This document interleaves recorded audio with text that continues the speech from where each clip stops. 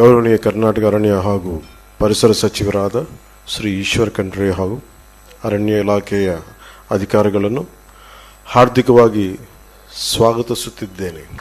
ನಾವು ಬೆಂಗಳೂರಿಗೆ ಹೋಗಿದ್ದಾಗ ಮಾನ್ಯ ಈಶ್ವರ ಖಂಡ್ರೆ ಅವರು ಹಾಗೂ ಕರ್ನಾಟಕದ ಅರಣ್ಯ ಇಲಾಖೆಯ ಅಧಿಕಾರಿಗಳು ಆತ್ಮೀಯವಾಗಿ ಸತ್ಕರಿಸಿರುತ್ತಾರೆ. ಅದಕ್ಕೆ ನಾನು ಹೃದಯಪೂರ್ವಕವಾಗಿ ಆಭಾರಿಯಾಗಿದ್ದೇನೆ.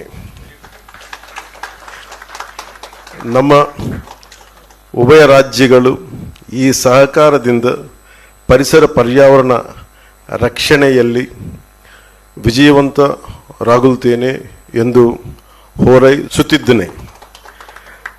So we, with the cooperation of both the states and with the protection of forest and environment, with the మా వీడియో మీకు నచ్చినట్లయితే please like, share and subscribe.